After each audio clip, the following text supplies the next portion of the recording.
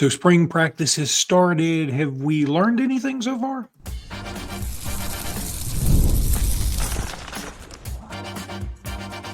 You are Locked On Bama, your daily podcast on the Alabama Crimson Tide. Part of the Locked On Podcast Network, your team every day. Hey, everybody, and welcome back into Locked On Bama, AHSA Radio Network's Luke Robinson. That's me. Bama internet legend, Jimmy Stein. I still got to stop myself. That's him. Formerly BOL would work. Formerly BOL works? I'm cool with that for a while, maybe. I mean, it would work for a few shows. I mean, when they say Jeter, they're like formerly shortstop of the Yankees, so that works for him. That's true, and that is one way to do it. Compare yourself to Gary. That's exactly what I'm doing. All right. And also want to thank you every day for being every day. Thank you, newbies, for being here today. This episode is brought to you by FanDuel. Spring practice has begun. Yes. And look, it's awesome. It's great. Thankful that it's here. Comes at a good time. I mean, I went to lunch with with my dad and my brother and another Alabama fan who was watching that Tennessee game in New York at a sports bar. I didn't ask him, but I guess it was the Ainsworth, but I don't know because the Ainsworth is the Alabama sports bar up there. But anywho, and he said he was just like, he's not like a basketball aficionado or anything, but he's been to enough games. He's like, what in the world? I said, man, I don't know. I said, it's tough. That one's a tough pill to swallow, even though for the billionth time, a regular season loss shouldn't like eat at your guts this way, but that one hurts. To a top 5 team on the road. But I told him this. Some people are acting like we lost to a JUCO team at home. So I told him that this could be a good turning point.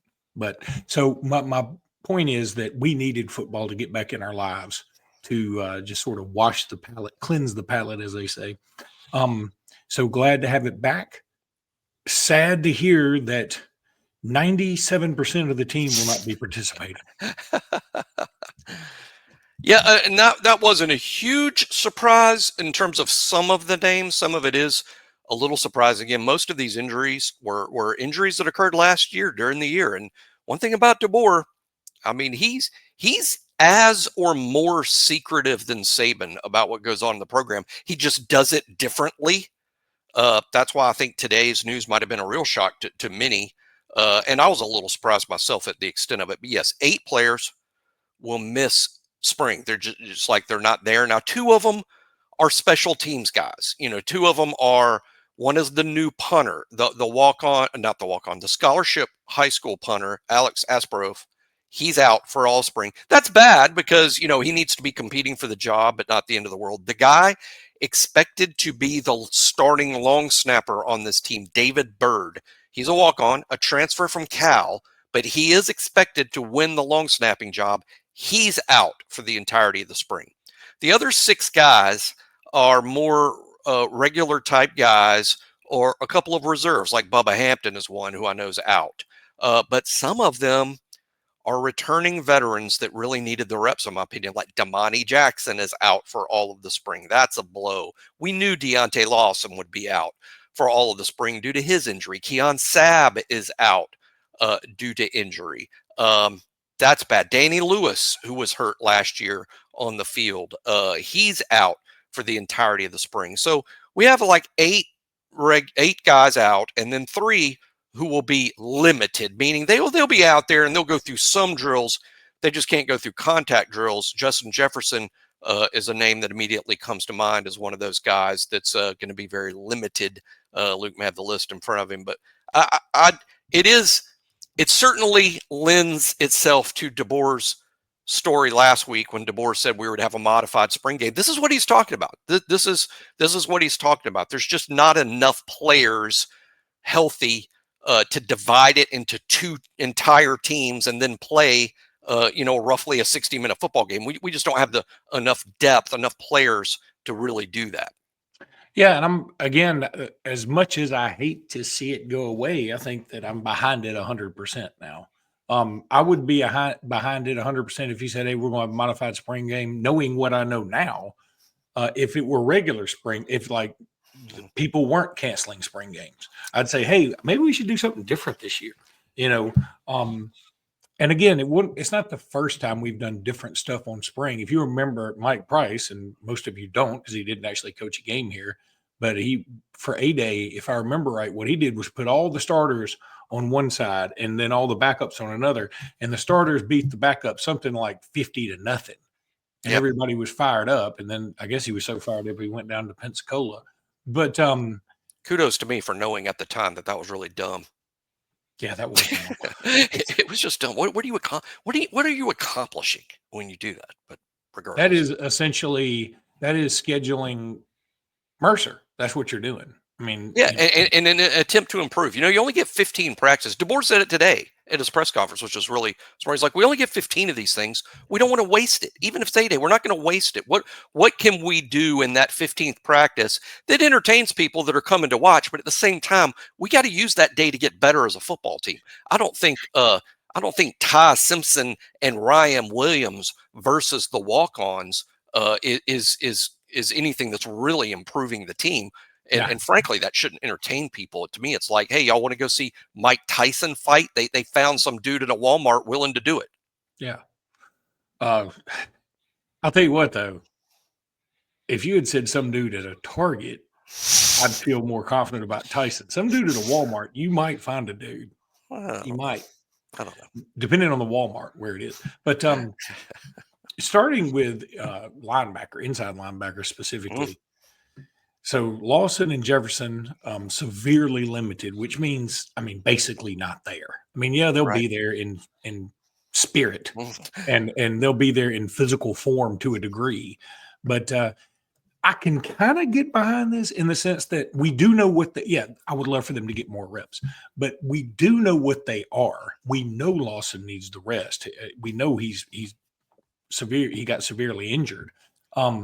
So I like having Nikhil here, Green, Caden Jones, QB Reese, maybe Abdul Sanders, Luke Metz, Duke Johnson, all those guys come in and get some reps. I'm down with all that. And then one other note about Domani Jackson, man, you've been saying this forever. We love him, and he's great. And I think he might be preseason first team All SEC. Could very well be. But the dude's always hurt. He's been banged up. He gets banged up, and he hasn't actually, because of the injuries and other things, like for once, he missed his whole senior year of high school because of they didn't play high school football due to COVID. He hasn't played a ton of football, even though a lot of people are like, boy, look at how long he is. That 40 time he's going to run a 4.2 something, and look how great he played. Why isn't he going pro? He smartly came back because he has not played a lot of football. The NFL wants to see more tape on him. There's just not enough out there, and now he's got to miss a whole spring due to injury. So he's had some bad luck throughout his career in terms of getting on the field. The good news for Alabama now is once he does get back on the field, now he has got some experience under his belt, and hopefully this fall he'll be healthy. By the way, from what I hear, sources close to the program, from what I hear, I don't think any of the guys missing practice this spring are in danger of not being 100% for the fall. Everybody that's not practicing now should be good to go once fall camp rolls around. Lord, let's hope so, or you're going to really stir up some stuff. I don't know why that'd be your fault. Yes, my fault. My bad. I shouldn't tell. But FanDuel, when the game tips off, the NBA action is just getting started, and there's no better place to get in on it than FanDuel, America's #1 sportsbook. With FanDuel, you can place live bets throughout the game, so even if you miss the opening tip-off or want to bet a fourth quarter comeback, you can stay in the action. And if you're looking for a bigger payout, you can even combine your live bets into a same-game parlay. I love using FanDuel's live betting feature because it keeps every moment of the game exciting. I love FanDuel. Right now, new FanDuel customers can get $150 in bonus bets if your first $5 bet wins. That's all you got to do is have a $5 bet, and you get $150 in bonus bets. I almost couldn't believe what I read. Make every moment more with FanDuel, official sports betting partner of, tell them, Jimmy. The National Basketball Association. This is stuff. Now I'm going to tell you about Prize Picks. March basketball is here. And there's no better way to get in on the action than with Prize Picks, the best place for daily fantasy sports. With Prize Picks, you pick more or less on at least two players' projections. And if you're right, you can win up to 1,000 times your cash. It's easy, it's fast, and it keeps every game exciting. All you got to do is look at in the NBA or NCAA, and you can find all these places to go. And it's fast payouts because when I win, my money hits my account in as little as 15 minutes. No waiting around for daddy. Prize Picks even offers weekly promos like Taco Tuesday, where you get a discounted player projections for even more value. Download the app today and use code LOCKEDONCollege to get $50 instantly after you play your first $5 lineup. That's code LOCKEDONCollege for $50 instantly after you play your first $5 lineup. Prize Picks, because you want to run your game.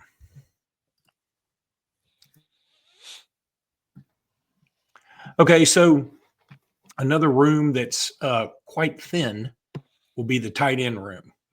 First of all, Danny Lewis is out for the spring. And we talked in the previous podcast earlier today, we talked about how Danny Lewis was one of the ones that lost like 7 or 8 pounds. And I guess that's good because, we have a speedy tight end, but we also like a blocking tight end.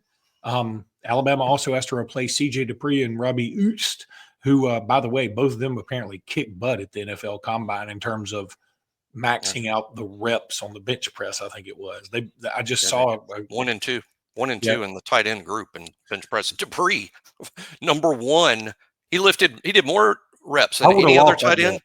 Yeah, did more reps than any other tight end, and then went out and ran the 3rd fastest time among tight ends. So yeah, he made money. Dupree really, and I think Oost, I'm not sure he's going to be drafted, but after this weekend, he's definitely in a camp for sure. Well, I would have lost the bet that Dupree would lift more than Oost. Yeah, you would think Oost is stronger, but Dupree is in such good shape. I mean, he's in killer shape. I did some interviews with him when I was at BOL on the practice field, and he's stunningly big dude, but he's also, it's weird to use the words big and sleek in the same sentence, but he's huge but pretty sleek. I mean, there's not a lot of fat on this guy. He's just huge and very polite. He became one of my favorites from being around him. That is so weird. Like, describe this guy. He's huge and polite. He's huge and polite. Things that just don't feel like they go together. I'll describe Fluker the same way, by the way. Going the way back machine. Fluke was a lot like that. I'm going to pull up some old pictures of me and DJ Fluker from back in the day. I got a funny story about Fluke.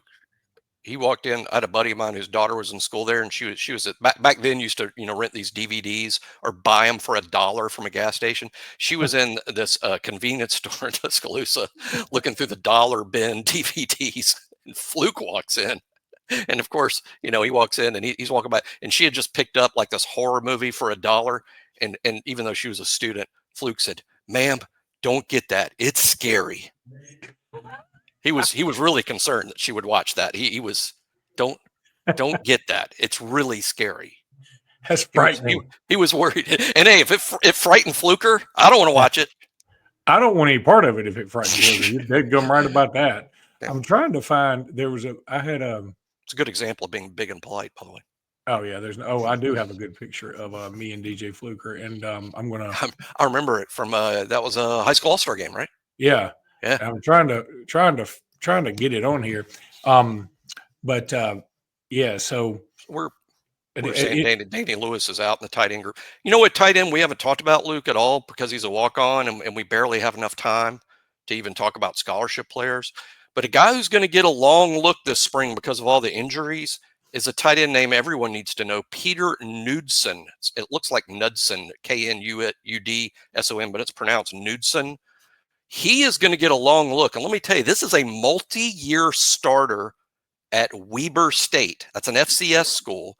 And he was a block first guy. So he's an FCS guy who's basically a third tackle, even at that level. That's not sexy. That's not going to get a lot of looks. But you know who, it kind of will remind you a little bit of Robbie Oost, right? I mean, Robbie Oost could have been that guy. And that's who he sort of reminds me of a little bit. And hey, with Danny Lewis out and the young tight end, this is a 5th-year guy. So he's a 23, 24-year-old guy, played a lot of college football. It's just been at a lower level. But watch Peter Knudsen, who knew if he went pro, boy, his shot was long. But if he could just get to a spot like Alabama and get on the field, maybe that will help him get into an NFL camp. He's one to watch. Really quickly, here's that picture of me on the left, my brother on the right, and DJ Fluker Yeah, in the I middle, remember if that. you couldn't tell. Now, remember, I'm about 36 years old in this picture, 6'5", and probably Fluker was 230. 18. Fluker was roughly 18. He might have been 17. He's probably 18. I mean, look how big that '05 is on him. And then this is another picture of my hand versus his hand. That is ridiculous. I mean, that's just it just goes to show you how like big some of these dudes are. I mean, that's just crazy big. But so what the injuries in tight end room made me think about, when we were in the recruiting season, I was like, man, we just seem to be going after all these tight ends, and we ended up signing 2 new ones. And then we also added, the 2 transfers, Jalen Hobson from South Alabama and Peter Knudsen, as you said. And I was like, that's a lot of tight ends, but little did I know we needed them.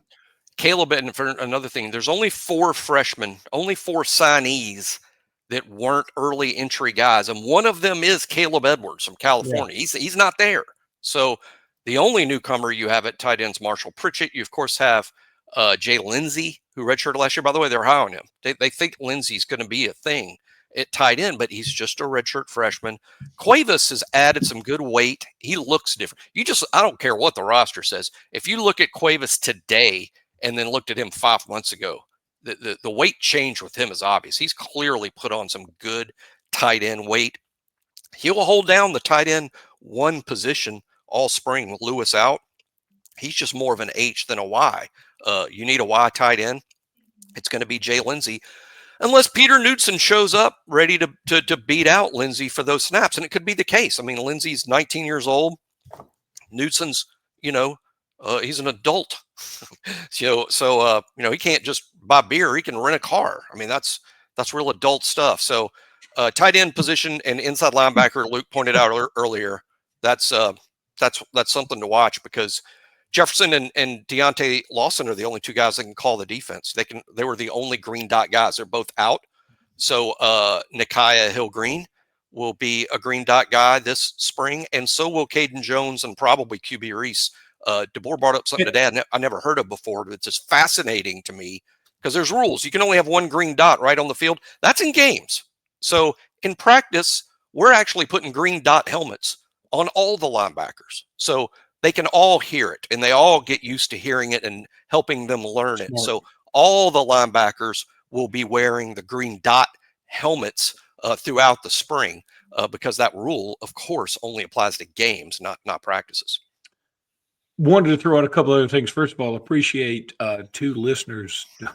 Jimmy Sexton 4201 on YouTube. Do you think it's really him? Might be. He gets around. Or Griffin Bryan 5569. Both of them chimed in with this about Derek Meadows, and I've never seen this before. But Derek Meadows apparently wears number 30 as a tribute to his older brother who died in an auto accident. Oh, really? Years ago. So awesome. I mean, like, cool. That's a good story. So when I hear that, I'm like, okay, now 30 makes sense. That needs to be out there. Because when you see a wide receiver wearing 30, it's weird. So it's not a normal wide receiver number at all. Like I said, when they wear high numbers, it's often in the 80s. Yeah. So I found it odd, but now I find it super cool, and I think it's beautiful, and I think that's wonderful. So the other thing I wanted to say, Mark Sears, as we wrap up, was named a 2025 Bob Cousy Award finalist. Now, here there's 5 guards. It's for the point guard of the year, essentially, which is weird because technically I don't think Sears is the point guard, right? I mean, well, we sub a lot. I mean, I know. He plays the 1 at times. At times, he's the 2. It depends on who else is on the floor. Yeah, but so you got Walter Clayton Jr., Cam Jones at Marquette, Walter Clayton, of course, at Florida, Cam Jones, Marquette, Braden Smith at Purdue, who I love. He's great. And Zakai Ziegler. I think you can take Ziegler out of the running. I mean, he might get it for lifetime achievement, and I think he's a good player, but I don't think he's like as good as these others. But Braden Smith's going to be tough to beat. He's been really good. And it may come down to what it may come down to is this game Wednesday night between Walter Sears Clayton and Mark Sears. You know, Alabama basketball has arrived when there's been a lot of bitching throughout the season by Alabama fans about Mark Sears. You know, it's like because Alabama He's a basketball bum. fans are like, this guy stinks, put him on the bench. And the rest of the country is like, he might be the best player in America at his position that Alabama fans are trying to bench. That means Alabama basketball has arrived. And there's also a lot of complaining about Grant, who's hurt a little bit. Jaron Stevenson gets a lot of complaints. And frankly, I think he might be the most purely gifted player on the roster. Now gifted doesn't mean production. Gifted just basically means how good he could be. But that just means Alabama basketball's arrived. When you complain that the really good players aren't good enough, you're a good team. Yeah, I mean that's really funny to me that you're absolutely right. People just complain, and people want to compare Sears to Jalen Milroe, and I just don't get it. I mean, look. First of all, I mean, when you say that, you're basically saying both of them are bad, and really neither one of them bad. I mean, it boggles my mind how sometimes fans eat their own. But Sears, it's not that you can't criticize them. Of course you can. It's the over the top criticism. I mean, I've read repeatedly on boards, Milroe's the worst quarterback Alabama's had in 50 years. That's just dumb. That's just dumb. That's not, oh, well, I can have my opinion. No, your opinion is just wrong. That opinion's terrible. Well, regardless, all that's behind us. But again, it's the over criticism. It's not well, you can't criticize him. Well, I do. I think he's really good. And I criticize him all the time. It's the over the top criticism. I think Mark has dealt with that to an extent. Did he turn the ball over too much? Even Nate Oates says so. But if you guys want to dump him, I know 335 programs all out there, a lot of them with 7-figure checks waiting to take him off our hands. Yeah, it's crazy. But that being said, spring practice is here, and we'll be back tomorrow. Until then, roll tide, everybody. Roll Tide.